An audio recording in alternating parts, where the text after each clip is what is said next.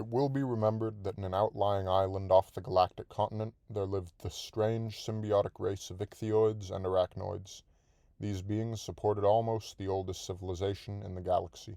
They had reached the human plane of mental development even before the other men, and in spite of many vicissitudes during the thousands of millions of years of their career, they had made great progress. I referred to them last as having occupied all the planets of their system, with specialized races of arachnoids, all of which were in permanent telepathic union with the ichthyoid population in the oceans of the home planet. As the ages passed, they were several times reduced almost to annihilation, now by too daring physical experiments, now through too ambitious telepathic exploration. But in time they won through to a mental development unequaled in our galaxy. Their little island universe, their outlying cluster of stars, had come wholly under their control. It contained many natural planetary systems. Several of these included worlds which, when the early arachnoid explorers visited them telepathically, were found to be inhabited by native races of pre-utopian rank. These were left to work out their own destiny, save that in certain crises of their history the symbiotics secretly brought to bear on them from afar a telepathic influence that might help them to meet their difficulties with increased vigor. Thus, when one of these worlds reached the crisis in which Homo sapiens now stands, it passed with seemingly natural ease straight on to the phase of world unity and the building of utopia. Great care was taken by the symbiotic race to keep its existence hidden from the primitives, lest they should lose their independence of mind. Thus, even while the symbiotics were voyaging among these worlds in rocket vessels and using the mineral resources of neighboring uninhabited planets, the intelligent worlds of pre-utopian rank were left unvisited. Not till these worlds had themselves entered the full utopian phase and were exploring their neighbor planets were they allowed to discover the truth. By then they were ready to receive it with exultation rather than disheartenment and fear. Thenceforth, by physical and telepathic intercourse, the young utopia would be speedily brought up to the spiritual rank of the symbiotics themselves, and would cooperate on an equal footing in a symbiosis of worlds. Some of these pre-utopian worlds, not malignant but incapable of further advance, were left in peace and preserved, as we preserve wild animals in national parks for scientific interest. Aeon after aeon these beings, tethered by their own futility, struggled in vain to cope with the crisis which modern Europe knows so well. In cycle after cycle, civilization would emerge from barbarism, mechanization would bring the peoples into uneasy contact, national wars and class wars would breed the longing for a better world order, but breed it in vain. Disaster after disaster would undermine the fabric of civilization. Gradually barbarism would return. Aeon after aeon, the process would repeat itself under the calm, telepathic observation of the symbiotics, whose existence was never suspected by the primitive creatures under their gaze. So might we ourselves look down into some rock pool where lowly creatures repeat with naive zest dramas learned by their ancestors aeons ago. The symbiotics could well afford to leave these museum pieces intact, for they had at their disposal scores of planetary systems. Moreover, armed with their highly developed physical sciences and with subatomic power, they were able to construct, out in space, artificial planets for permanent habitation. These great hollow globes of artificial supermetals and artificial transparent adamant ranged in size from the earliest and smallest structures, which were no bigger than a very small asteroid, to spheres considerably larger than the Earth. They were without external atmosphere, since their mass was generally too slight to prevent the escape of gases. A blanket of repelling force protected them from meteors and cosmic rays. The planet's external surface, which was wholly transparent, encased the atmosphere. Immediately beneath it hung the photosynthesis stations and the machinery for generating power from solar radiation. Part of this outer shell was occupied by astronomical observatories, machinery for controlling the planet's orbit, and great docks for interplanetary liners. The interior of these worlds was a system of concentric spheres supported by girders and gigantic arches. Interspersed between these spheres lay the machinery for atmospheric regulation, the great water reservoirs, the food factories and commodity factories, the engineering shops, the refuse conversion tracts, residential and recreational areas, and a wealth of research laboratories, libraries, and cultural centers. Since the symbiotic race was in origin marine, There was a central ocean where the profoundly modified, the physically indolent, and mentally athletic descendants of the original ichthyoids constituted the highest brain tracts of the intelligent world. There, as in the primeval ocean of the home planet, the symbiotic partners sought one another, and the young of both species were nurtured. Such races of the subgalaxy which were not in origin marine, constructed, of course, artificial planets which, though of the same general type, were adapted to their special nature. But all the races found it necessary to mold their own nature drastically to suit their new conditions. As the aeons advanced, hundreds of thousands of worldlets were constructed, all of this type, but gradually increasing in size and complexity. Many a star without natural planets came to be surrounded by concentric rings of artificial worlds. In some cases, the inner rings contained scores, the outer rings thousands of globes, adapted to life at some particular distance from the sun. Great diversity, both physically and mental, would distinguish worlds even of the same ring.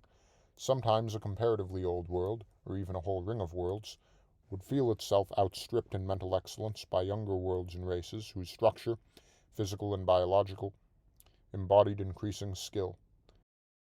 Then, either the superannuated world would simply continue its life in a sort of backwater of civilization, tolerated, loved, studied by the younger worlds, or it would choose to die and surrender the material of its planet for new ventures.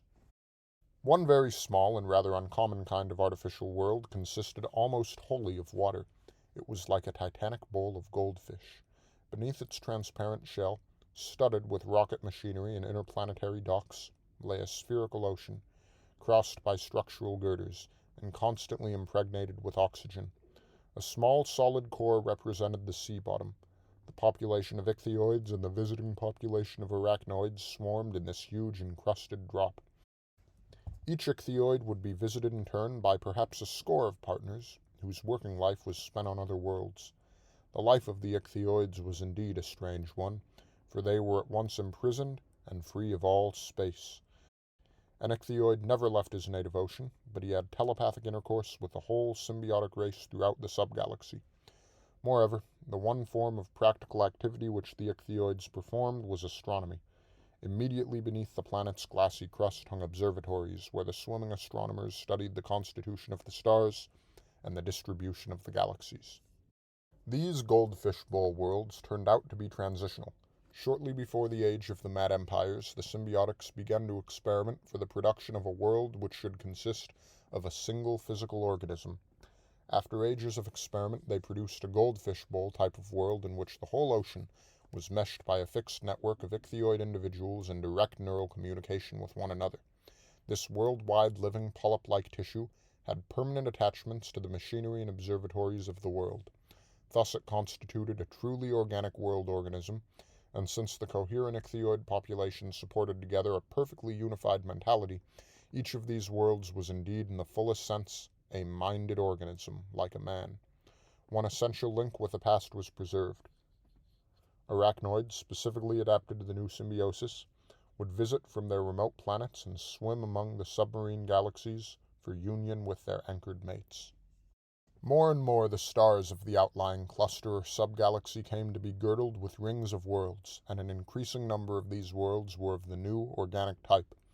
Of the populations of the subgalaxy, most were descendants of the original ichthyoids or arachnoids, but there were also many whose natural ancestors were humanesque, and not a few that had sprung from avians, insectoids, or plant-men. Between the worlds, between the rings of worlds, and between the solar systems, there was constant intercourse, both telepathic and physical. Small rocket-propelled vessels plied regularly within each system of planets. Larger vessels or high-speed worldlets voyaged from system to system, explored the whole subgalaxy, and even ventured across the ocean of emptiness into the main body of the galaxy, where thousands upon thousands of planetless stars awaited encirclement by rings of worlds. Strangely, the triumphant advance of material civilization and colonization now slowed down and actually came to a standstill. Physical intercourse between worlds of the subgalaxy was maintained, but not increased. Physical exploration of the neighboring fringe of the galactic continent was abandoned. Within the subgalaxy itself, no new worlds were founded. Industrial activities continued, but at reduced pressure, and no further advance was made in the standard of material convenience. Indeed, manners and customs began to grow less dependent on mechanical aids. Among the symbiotic worlds, the arachnoid populations were reduced in number. The ichthyoids, in their cells of ocean, lived in permanent state of mental concentration and fervor. Among the symbiotic worlds, the arachnoid populations were reduced in number. The ichthyoids, in their cells of ocean, lived in a permanent state of mental concentration and fervor, which of course was telepathically shared by their partners. It was at this time that telepathic intercourse between the advanced subgalaxy and the few awakened worlds of the continent was entirely abolished. During recent ages, communication had been fragmentary. The subgalactics had apparently so far outstripped their neighbors that their interest in those primitives had become purely archaeological, and was gradually eclipsed by the enthralling life of their own community of worlds, and by their telepathic exploration of more remote galaxies. To us, the band of explorers desperately struggling to maintain contact between our communal mind and the incomparably more developed minds of these worlds, the finest activities of the subgalactics were at present inaccessible. We observed only a stagnation of the more obvious physical and mental activities of these systems of worlds. It seemed at first that this stagnation must be caused by some obscure flaw in their nature. Was it perhaps the first stage of irrevocable decline? However, later, we began to discover that this seeming stagnation was a symptom not of death, but of more vigorous life. Attention had been drawn from material advancement just because it had opened up new spheres of mental discovery and growth. In fact, the great community of worlds, whose members consisted of some thousands of world spirits, was busy digesting the fruits of its prolonged phase of physical progress, and was now finding itself capable of new and unexpected psychical activities. At first, the nature of these activities was entirely hidden from us, but in time we learned how to let ourselves be gathered up by these superhuman beings so as to obtain at least an obscure glimpse of the matters which so enthralled them. They were concerned, it seemed, partly with telepathic exploration of the great host of 10 million galaxies, partly with a technique of spiritual discipline, by which they strove to come to more penetrating insight into the nature of the cosmos and to a finer creativity. This, we learned, was possible because their perfect community of worlds was tentatively waking into a higher plane of being, as a single communal mind whose body was the whole subgalaxy of worlds. Though we could not participate in the life of this lofty being, we guessed that its absorbing passion was not wholly unlike the longing of the noblest of our own human species to come face to face with God. This new being desired to have the percipience and the hardihood to endure direct vision of the source of all light and life and love. In fact, this whole population of worlds was wrapped in a prolonged and mystical adventure. Such was the state of affairs when, in the main galactic continent, the mad united empires concentrated their power upon the few worlds that were not merely sane, but of superior mental rank.